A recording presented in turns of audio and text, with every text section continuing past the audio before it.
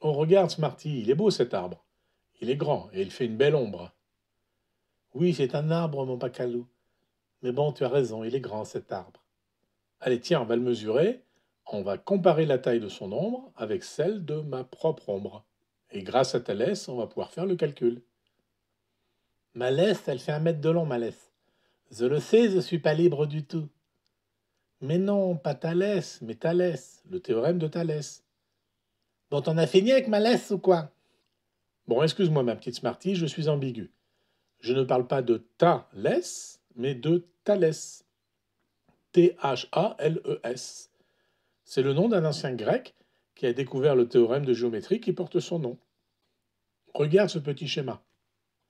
Le théorème de Thalès postule que si deux droites sont parallèles, elles déterminent sur des droites séquentes des segments proportionnels. Alors ça a l'air compliqué, mais en fait c'est ultra simple. Les deux droites parallèles sur le schéma, c'est les deux droites en vert. Les droites séquentes qui se coupent, ce sont les deux droites en bleu. Et simplement, les segments vont être proportionnels 2 à 2. Donc par exemple, le segment AB sur le segment CD est proportionnel à AE sur CE, et c'est égal aussi à BE sur DE. Oui, ben on l'a déjà vu avec des triangles semblables et leur côté proportionnel 2 à 2. Un nouveau nom pour dire pareil, c'est bien la peine.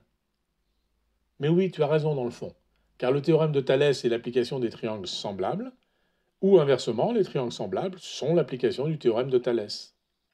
Dans notre cas, nous, on va mesurer la longueur de l'ombre de l'arbre en nombre de pas, par exemple, parce que je sais que mes pas font à peu près 1 mètre chacun. Et on va faire pareil avec ma propre ombre. On le fait au même moment, comme ça le soleil est à la même hauteur et l'angle est le même.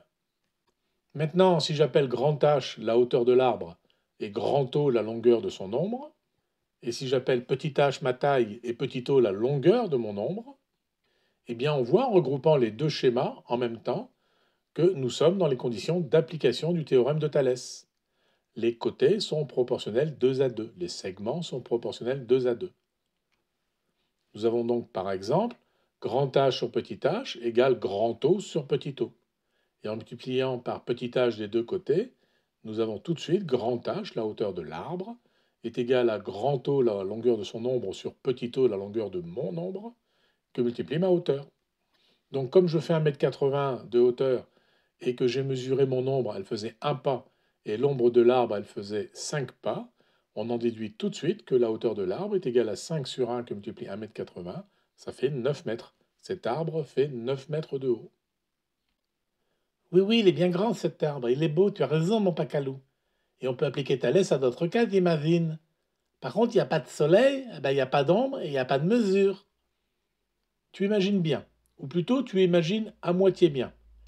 À moitié bien, car en effet, le théorème de Thalès est fréquemment utilisé pour estimer des distances longues, compliquées à mesurer, et on le compare à d'autres triangles, d'autres mesures plus faciles à effectuer.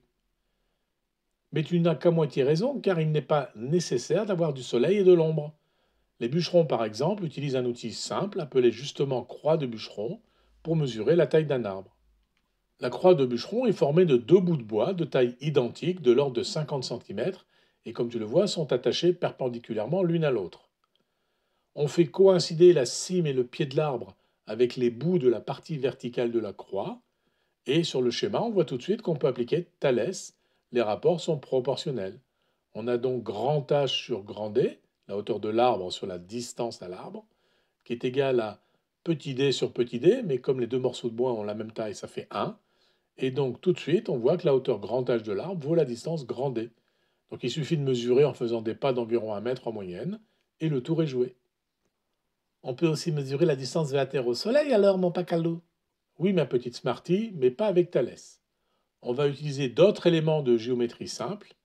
Rendez-vous dans une prochaine vignette. Croix de bûcheron? Ben moi aussi j'ai ma croix de bûcheron, mais ce n'est qu'une branche, c'est plus simple à manier et à mordre surtout.